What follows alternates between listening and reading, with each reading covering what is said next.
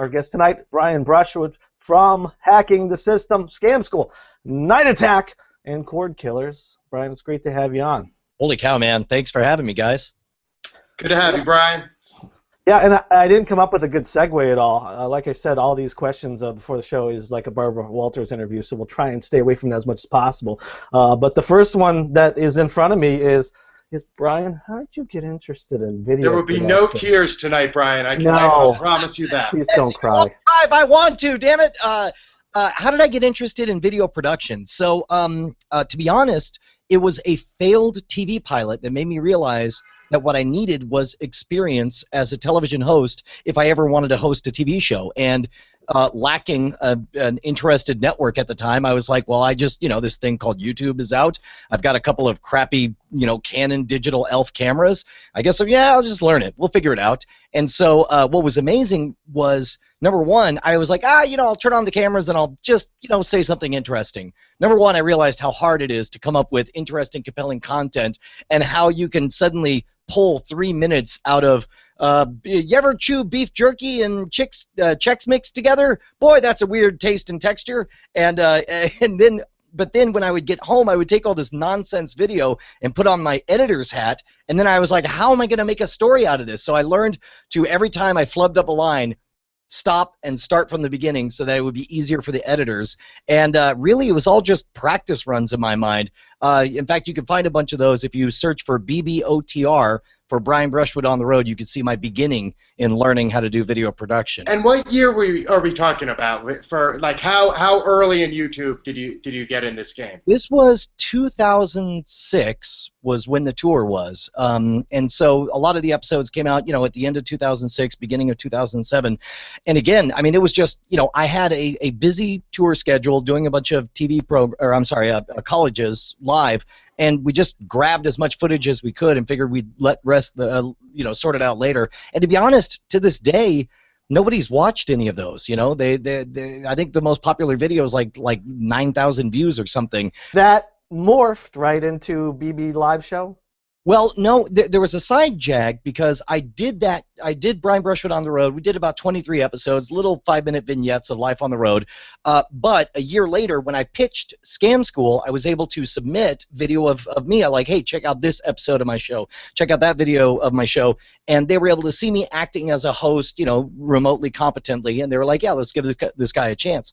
After Scam School launched, though, now Scam School and Brian Brushwood on the Road had the benefit of heavy editing, and I realized you could be sloppy, you could take forever to get to the point. As long as you could clip out the exact relevant parts in the editing, you could look good. But I realized that you were never going to build a passionate following with one 5-minute clip once a week. You needed something bigger to engage people. And I was really inspired by the folks over at Twit. Leo Laporte could sit down and run his mouth off on a microphone and keep people hypnotized for 5 hours at a time. And I wondered, well, what is it where does that come from? And of course the answer is it comes from 40 years of radio experience. So I decided to start up BB Live Show. In my mind, just like when I wanted to get into magic, I started by street performing because it was a safe place to be bad, and nobody had to give you permission to start performing on the street. Likewise, nobody had to give me permission to start doing the BB Live Show, and I could be bad right there, for 50 to 100 people live every Tuesday night. And after a while, we weren't terrible anymore, and we were getting 300 and 500 people showing up every Tuesday night. And from there, we got picked up by the Twit Network, which was a dream come true, to do NSFW, and eventually, went independent and now became Night Attack nowadays. How serious of a magician were you? I mean, that's almost like bearing the lead a little bit. How deep into that were you? Man, it's been a tough thing, but I've had to get used to using the phrase, I used to tour with a magic show, just because nowadays I'll do the occasional keynote speaking event and I'm able to put some magic in there, but nowadays there's so much broadcasting that has been a bit of a mind screw to wrap my mind around the fact that 10 years ago, in 2006, when we did BBOTR, Brian Brushwood on the Road, I think I had 120 to 140 college stage shows, anywhere from 50 to 500 students at every single one of these. And there was this 75-minute punk rock magic show I used to do with fire eating, escapes, mind reading. I would break 30-pound bricks over my head. I would stick a small nail in one eye, pop it out the other eye. And it was like, at the time, I was like, well, this is it. It doesn't get any bigger than this. And then I saw like grown-up numbers of like, well, how about reaching hundreds of thousands of people with one video? And I was like, oh, I don't know, that looks pretty rad. let me look at that game. And obviously, what was interesting for me was to realize that when you do a stage show, it's very much like Groundhog Day. No matter what school you're at, it's always the same. It's the same stage. It's the same students. You know, maybe this week the heckler says something slightly different, but you're prepared because 3 weeks ago someone said something similar, and you're able to look super clever off the cuff. But it's that same 75 minutes of magic material on rails. And going into broadcasting where everything is created from scratch, where once you tell a really good story, you kind of can't tell it again because your audience will be like, yeah, we know, we've heard this story before. So it's this constant, nonstop source of coming up with new stuff, and you start to realize that you are not your act, which is what I thought because I was a stage touring performer. You are a sort of an algorithm of making jokes and telling stories and keeping things fresh. And once I embraced that, and it was terrifying. It took me 10 years. Brian, you are the acorn that becomes the oak. Yes, exactly. I'm finally becoming the oak. And I wanted to ask you, back to Twit Network, did they seek you out, or did you seek them out, or how did that work out? You know what? The whole thing with Twit is possible because of the fantastic efforts of an amazing fan of Scam School who happened to work, also, by the way, happened to design all of the streaming setup for Twit. Colleen Kelly Henry is an amazing, amazing person. She dug Scam School. And I had heard through mutual friends that, like, oh, this girl, Colleen, who does stuff at Twit, really likes her stuff. I was like, oh, that's awesome. And we ended up, like, the first time I met her was online playing Call of Duty. So we played Call of Duty, and she just crap stomped me, kicked my butt at it. But she was like, yeah, so anyway, I'll mention you to Leo. Bye, click. And then, and next thing I hear, apparently Leo, the first time he had, checked out, I guess off air or whatever, had checked out Scam School. I had made some pun about like eating balls of fire, like get ready to eat some balls of fire. And he was like, no, this guy doesn't look like Twit material. And she was like, no, he knows his tech stuff. You ought to have him on. And so while I was out there shooting Scam School in the area, he had me on Twit, and it was just magic. This electric conversation, he was talking my language, because in my previous life, before being a magician, I designed high-end networks and high-end workstations, working with Dell for their high-end customer support on the sales side of things. So I had decent enough chops to and I lived this stuff. But after being on Twit 5 or 6 times, Leo was like, what would you want to do on Twit? And of course, the only thing I could think of was the BB Live show, which I was doing. I was like, I've got this like comedy show I do with this guy. Maybe if you ever had it, you'd have to call it NSFW because we curse a lot. He's like, oh, that's a great idea. We should do that. And I'm crapping bricks, and he's like, send me a proposal. I was like, sure. And so the first thing I did was Google how to write a proposal for television, and cooked up segments and ideas and sent it over. And man, before we went independent, NSFW ran for over 200 episodes. Is that right? Holy cow! So Brian, I was going to ask you then, how did you make the transition from Twit into Night Attack? Man, that was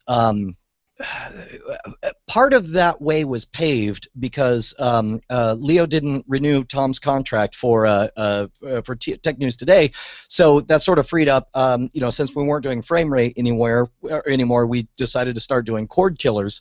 And at the time, Anthony Privatelli was a guy I started following on Twitter, and we exchanged DMs. And he worked at a company called Patreon, which I had never heard of. And I was like, "What's this Patreon thing?" And it's like, here's a novel idea. Kickstarters are great, but you raise a bunch of money, and then what do? You come back with hat in hand and ask for more.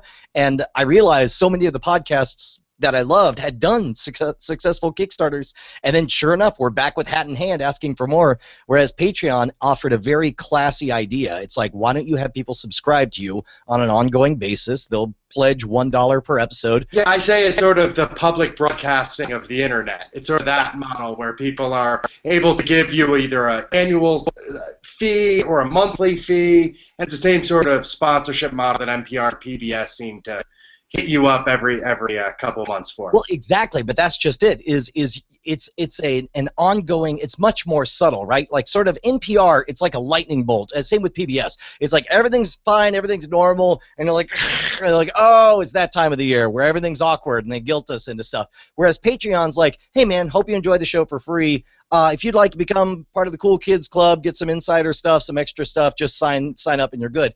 And it's great because there are people who, like one nickel you wouldn't think matters, but when 1,000 people all pledge a nickel per episode, you're looking at some decent cash. And so Cordkillers did very well on Patreon, and so we were also up against the fact that that on NSFW, despite the fact that we wanted it to be an adult show, after starting it, it came about where it's like, you know what, we really want to keep Twit family friendly, and so it's like, okay, that's fine. And so we found ourselves kind of up against this wall where we wanted to curse and be ourselves, but we couldn't, and so ultimately, it's like, hey man, we'd like to curse, and I think we're going to go independent. Let's keep everything cool. And they were very, very amicable about that. But what was funny was, we didn't know whether or not we would make any money at all on Patreon because we were, we're just two kids, farting off drinking beer and telling jokes about their butt. And we were blown away by the response and the fan community. They've built this amazing online platform at diamondclub.tv. It's all fan created.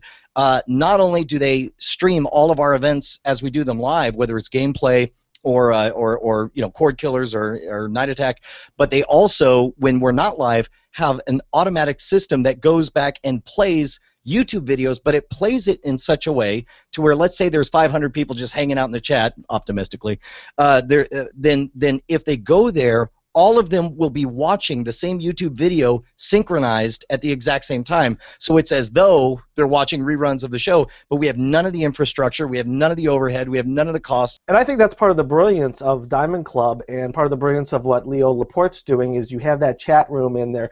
And I think people, they want to know that you're making a connection with them.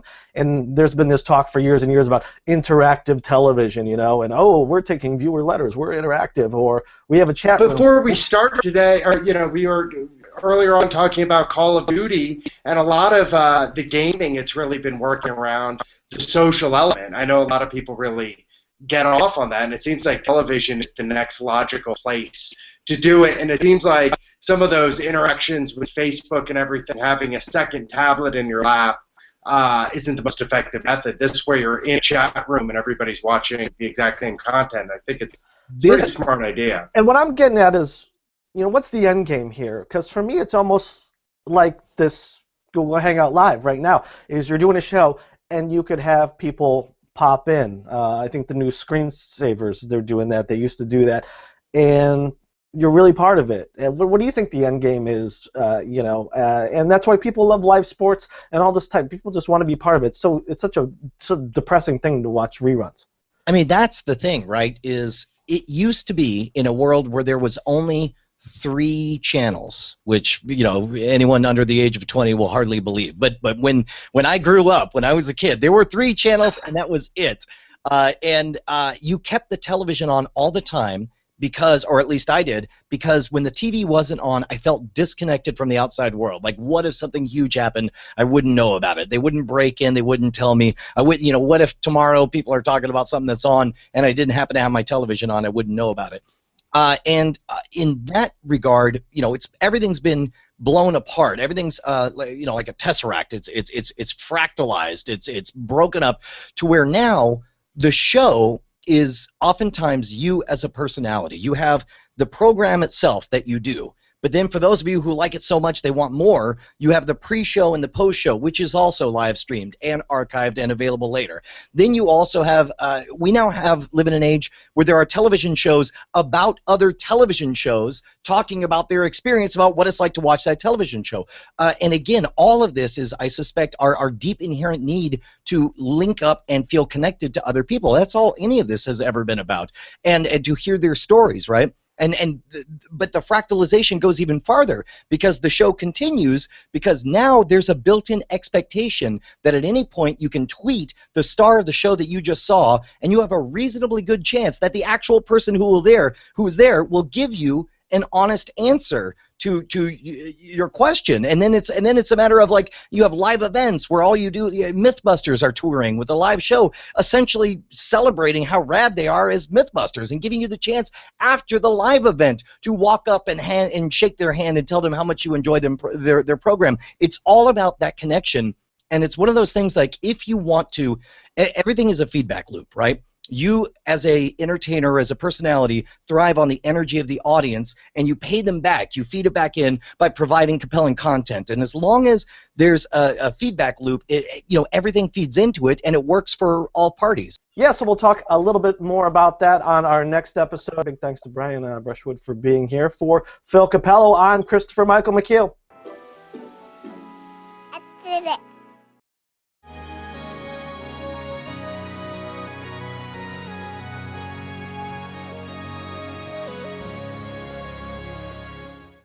The new health and fitness section?